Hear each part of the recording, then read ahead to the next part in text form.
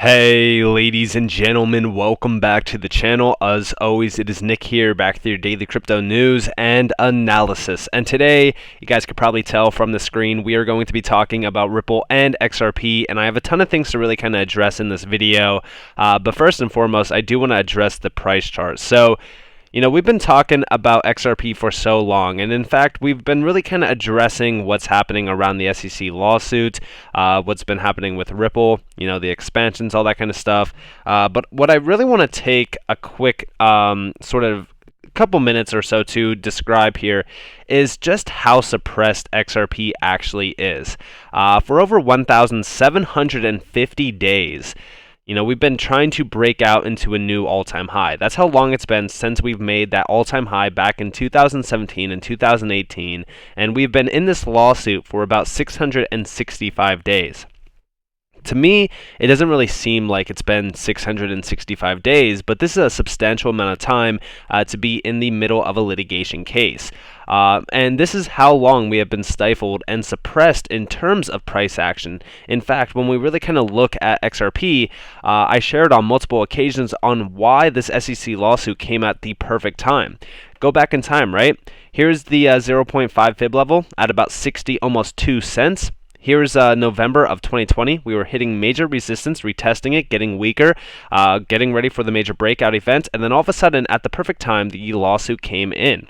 And this, of course, suppressed and stifled the price action as well as the growth around XRP. And you can definitely see why this is a substantial amount of resistance. I mean, we've tested it multiple times back in 2020 and 2021. In fact, when we first officially started to break out back in March, and we had that nice impulse above this major resistance zone, it was an incredible increase in value. Even if we look here in terms of the candlestick body that we've had, this was about a roughly 140%, 145% gain in just one singular weekly candle. That's how substantial this is as a resistance zone, and we were getting ready to break out of it back in November of 2020. Just to give you guys a quick insight, during this time right here, the entire market was boiling up and altcoins started to go absolutely parabolic in December into January and throughout the entire 2021 timeframe. Now you might be wondering and questioning, well, okay, we already broke out. XRP did do a nice run up. It just underperformed and it didn't even reach a new all-time high. That means that XRP is weak. No, that's not the case. You got to remember, during this entire time, XRP was delisted from major exchanges. Ripple itself was kind of, thrown out there in a negative light, saying, okay, well, Ripple has been selling XRP for, years, and they've been rug pulling the investors of XRP, and there was so much negativity around XRP in terms of sentiment, and this really kind of stifled and suppressed the price action. Now, mind you, as we are nearing the end of this lawsuit, and I do believe that we will see a settlement within due time. We don't know what the time frame on it is. We've always estimated within the next 2 to 6 months, 9 months possibly as well. It doesn't matter. All that matters is that we do see a win for Ripple. And I think that will happen. Now, a lot of people have speculated, okay, well, what is going to be the price after a settlement? Because surely a settlement will bring XRP's price up substantially, and a lot of the FOMO will happen, all this kind of stuff. And I do think that is the case, sure. But I want to mind you that it doesn't matter about the price on XRP. What really matters is what happens after the settlement. And I actually said this over on Twitter. I said, the settlement isn't what causes XRP to pump. The events after will, which technically, sure, you could argue that it is the settlement that will cause these domino effects after. And I always say, it's going to be the only asset to have full-on clarity. Mass XRP on-demand liquidity adoption will start to happen. XRP relistings, FOMO, mainstream media attention, US partnership announcements, Ripple IPO. The possibilities are endless once we see regulatory clarity. I've always said I'm more so looking at the $8 to $15 range on XRP, right? But I want you all to understand that for an asset like XRP to be in this suppressed price action for over 1,750 days and to be in this case for 665 days, and I do think that, it could drag on a little bit longer. The aftershock of this settlement, once we see all of these major events start to unfold, I do think that XRP could rise drastically, and I do think that this case is nearing its end, but we also have a ton of other major catalyst events around XRP, and we will definitely talk about that here in this video as well. But in my opinion, I do think that the SEC themselves really is starting to worry and question a lot of things around this case. The next major date is going to be November 15th. For an example, we do see over here from XRP_Crow, SEC versus Ripple after next Monday. There's just one more brief on November 15th, and then we are basically done. And we have that breakdown from Jeremy Hogan, which I did mention in yesterday's video. This is the key dates, October 24th and November 15th. These are the two ones to watch for around this case. Are they going to be as substantial as the update that we pushed yesterday around the Hinman documents? Not necessarily, but these are still going to be two dates that we need to watch for around this case. But also, we do see over here that we did see the SEC file its memorandum in opposition to the Ripple defendant's motion for summary judgment. And we do see from Jeremy Hogan, shout out to James K. Fallon, by the way, the SEC fails to adequately address the post-loss obligation argument as raised by Ripple. I kept waiting for a slew of cases in which appellate courts have found no obligations necessary and nothing. Game-changing argument by Ripple, by the way. And I really do think that this is a huge area of focus as well. We actually do see down here, I mean, correct me if I'm wrong, but the only case it cited on point was the Kick interaction case, which one is not binding precedent, and two, a case in which the issue was not even raised. I feel like I'm missing something, and the SEC keeps talking about written contracts. And we've been, really kind of focused on what's happening around the contract agreements as well. They're still trying to say that there was an investment contract around XRP and things like that, which there just wasn't.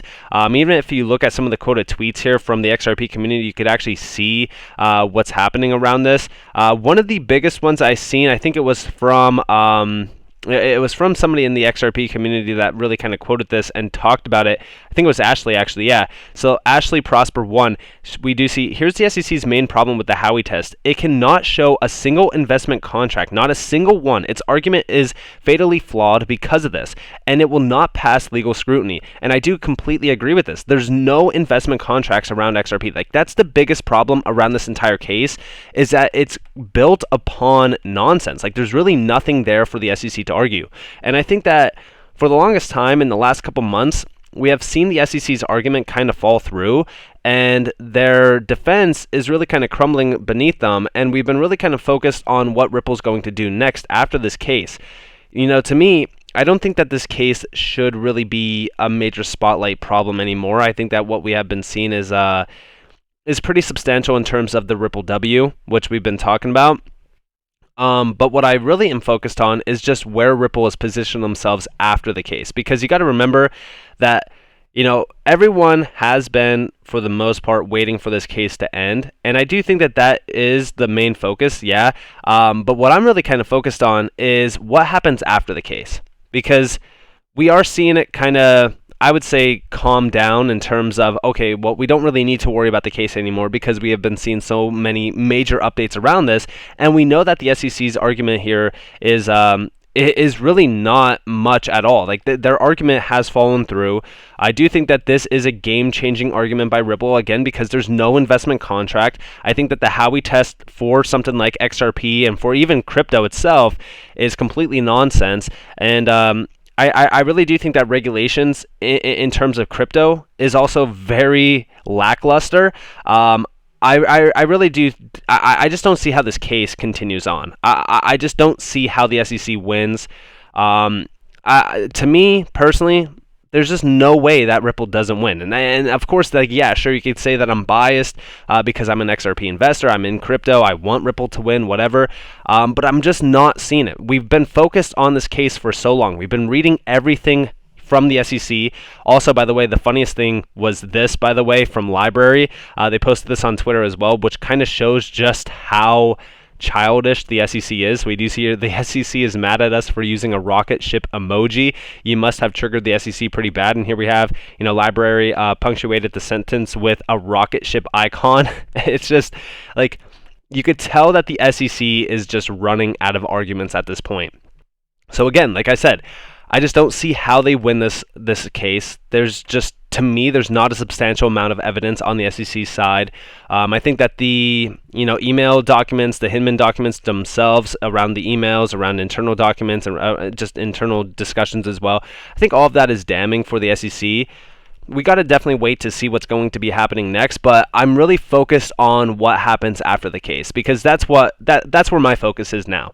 I've been really kind of stepping away from the SEC case just because, for the most part, it's been a lot of delays, it's been a lot of, nonsense, but there's just so much actually happening around Ripple and XRP that we just don't even care about the case anymore, because we know that even win, lose, or draw, we know Ripple is going to continue to expand rapidly. And, I do think that, the SEC case does matter.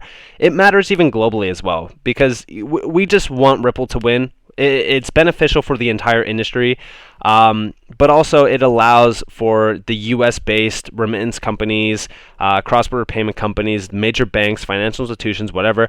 It allows them all to utilize this technology, which we want to see. I mean, at the end of the day, we don't want technology around crypto to be stifled in the United States. We also want proper regulations and regulatory frameworks to be built out. And how do you get that? Well, you get it through a major win. Not only to mention all of the things that I did mention around the case, what happens after the case, remember that Flare is also going to be launching here around October 24th, which is in 3 days. The funny thing is that this is also around the same date that we do see the briefs are scheduled to be made public next Monday, October 24th. And again, Flare is saying it's going to be on or around the 24th of October. This is going to be a 15% distribution, which, by the way, for anybody out there, I know that there has been a few individuals that reached out to me and said that you could still get an airdrop, but it needs to be, there was a few things that you needed to go about. All I know is that to be fully registered for this airdrop, all you really needed to do was hold XRP on a supported exchange for the airdrop around December, I think it was December 12th of 2020, I'm pretty sure.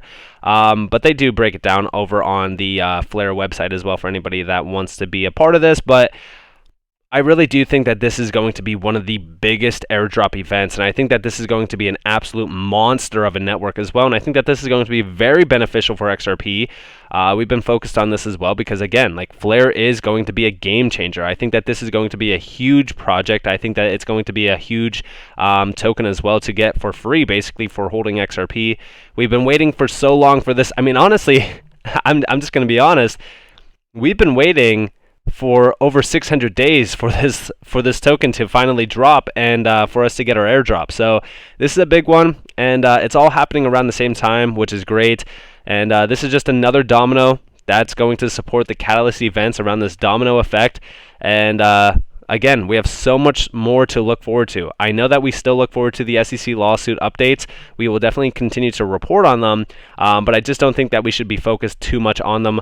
I think that we should still save some of our attention for other major events happening around XRP, as well as around Ripple, which, by the way, the major thing around Ripple is that they've been marketing like crazy. The Crypto Means Business campaign that they launched, that's a huge one. So with all of that in mind, we are waiting for that big breakout event.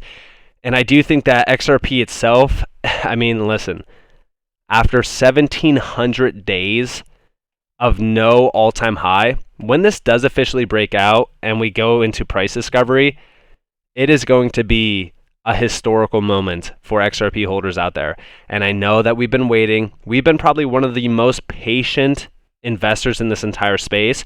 If you are an XRP holder, you're so far ahead of anybody else in this market, because there's some individuals out there that wouldn't even hold a token for more than 100 days. But to be a part of this journey for so long, to be, in the XRP community for this long, it really does mean something. So with all that in mind, I hope that you guys enjoyed this video. If you guys did, definitely leave a like, subscribe to notifications on it.